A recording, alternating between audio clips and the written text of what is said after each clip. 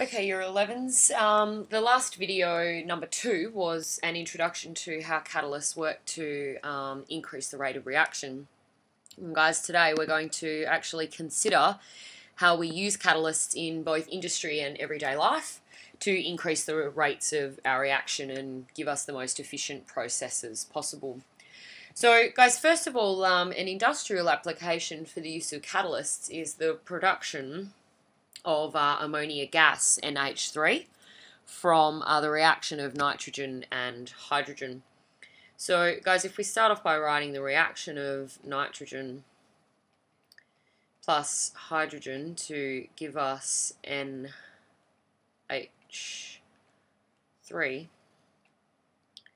and we put a 2 in front of there and a 3 in front of there to give us a balanced equation. Now, guys, this is a process known as the Haber process because it was devised by Haber.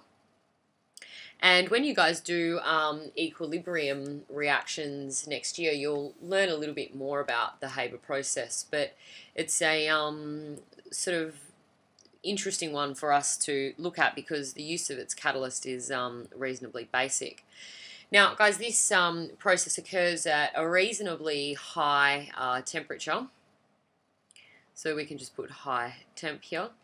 And also reasonably high pressures. And as you guys know, an increase in temperature will increase the rate of reaction.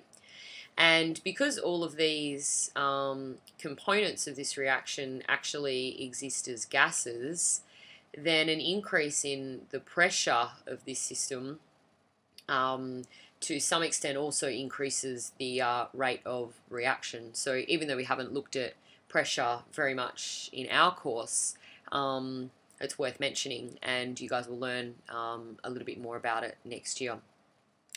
Now, guys, the catalyst that is often used in this Haber process is Fe, or iron.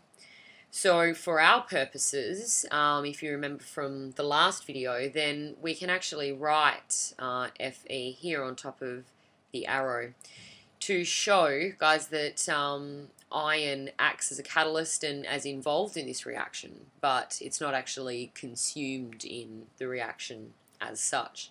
And usually, guys, this iron catalyst will be present in a sort of like more of a mesh type of a form like this, and not just a solid clump of iron like this.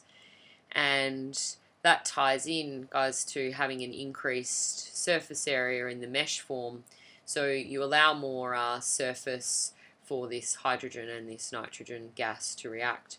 So, guys, that's the first application of catalysts in industry, is the iron in the Haber process to increase the rate of reaction and give an alternative pathway.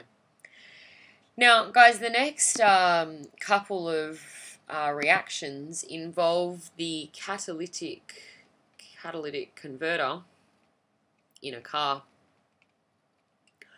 Now, it pleases me to tell you guys that the catalytic converter was actually a thing in cars devised by a woman by the name of Kathleen Turner, who came up with a way to limit the amount of toxic greenhouse gases that are emitted from our cars. So, guys, whilst we do still to this day get the release of some carbon monoxide and unburned petrol into the atmosphere, the invention of the catalytic converter has to some extent limited the environmental impacts of burning fuels and driving cars. So, guys, in a catalytic converter in a car, there could be a number of different metals present that act as the catalysts. Two common ones, though, are palladium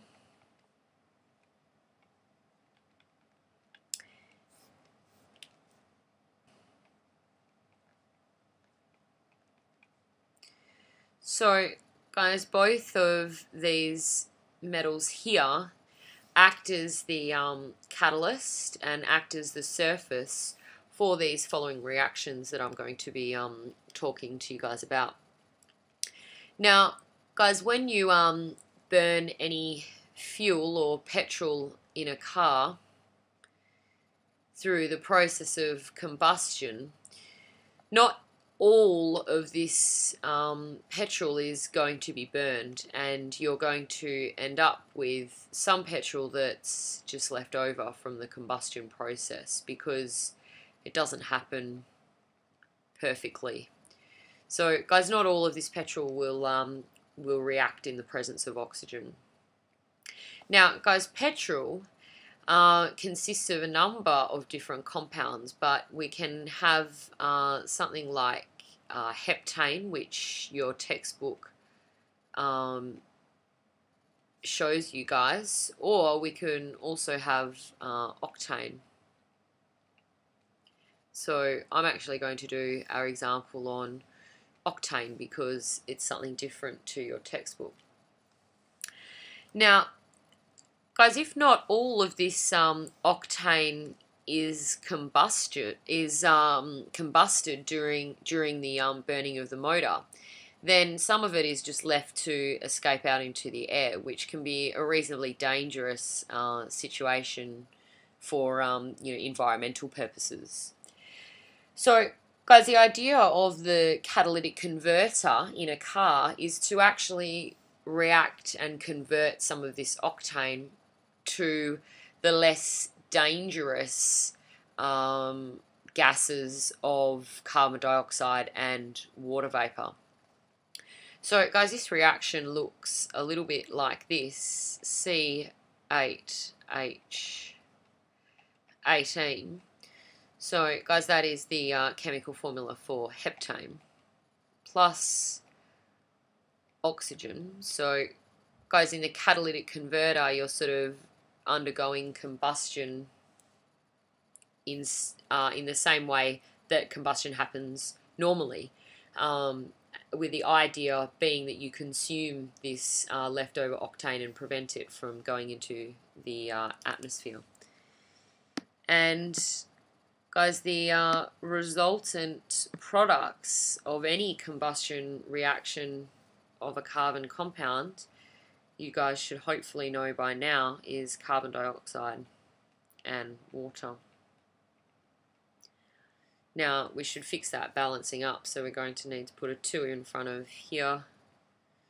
We've got 25 oxygens, 16 carbon dioxides, and quite a few waters with 18. So, guys, that's the first reaction that occurs in the catalytic converter, and it's allowed to occur at a faster rate due to the presence of these two metals, palladium and platinum. And the objective is to convert this leftover octane into carbon dioxide and water. So, guys, it's better for the environment to have these two products in the atmosphere, carbon dioxide and water, than it is to have a whole lot of this unburned octane present. So, guys, that's the first reaction that takes place in a catalytic converter. The next reaction that takes place involves the compounds of nitrogen. So, guys, whenever we're considering nitrous oxide compounds, we often just call them NOx. And what that means is we've got one nitrogen and any given number of oxygens here. Now, guys, in a car, we can have, generally speaking, NO and NO2. So they're the two main NOx gases that are present in cars. Now, guys, from the combustion and burning in a car, we can often obtain these two gases, which, if we allow them to escape into the atmosphere, are also very dangerous. So we pass them through a catalytic converter and we break them down. We form elemental nitrogen and elemental oxygen. and the same for the NO2. Oops.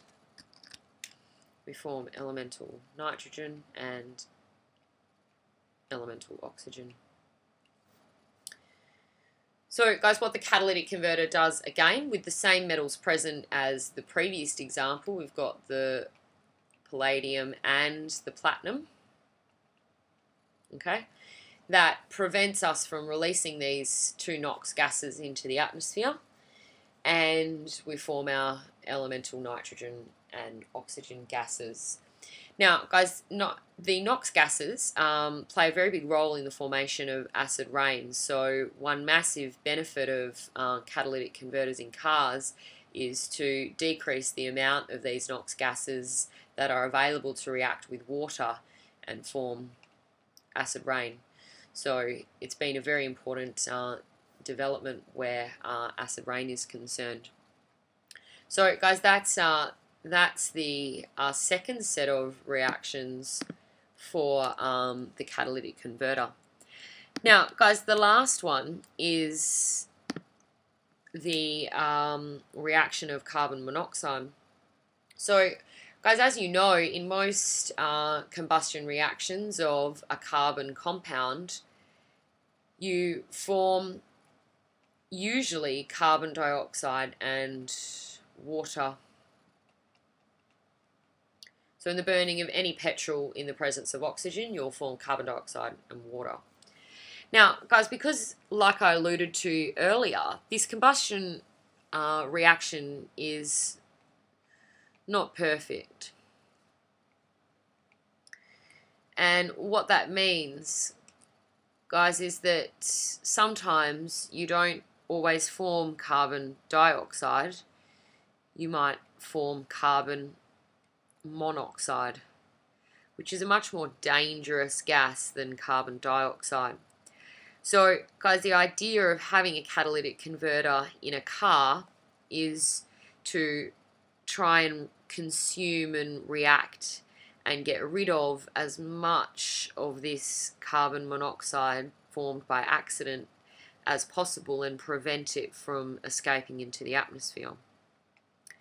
So, guys, the next reaction in the catalytic converter that's of extremely big interest is the reaction of carbon monoxide with oxygen to form carbon dioxide. And we can fix that balancing up like that. So, guys, again, we've got our metals present, and they are our palladium and our platinum, and they are forming the surface with a lower activation energy to allow these reactions to occur. And in this instance, guys, we've got to prevent as much of this accidentally produced carbon monoxide as possible by reacting it with oxygen and forming carbon dioxide. Now, guys, whilst I've mentioned that carbon dioxide and water are less harmful to the environment than carbon monoxide or the NOx gases, or letting out extra octane or even heptane for that matter. So, guys, whilst these in red are much more dangerous, clearly with enhanced global warming effects, we're actually starting to see that carbon dioxide is itself a reasonably potent greenhouse gas as well. So unfortunately, catalytic converters have done nothing to curb the amount of carbon dioxide formed, but they've certainly been useful to date to limiting the amount of these really poisonous and potent gases from escaping too much from our car. So, guys, that's a little bit of an introduction to how we can use catalysts in everyday life and industry. And that concludes video number 3. Stay tuned for installment number 4. Until then, bye for now.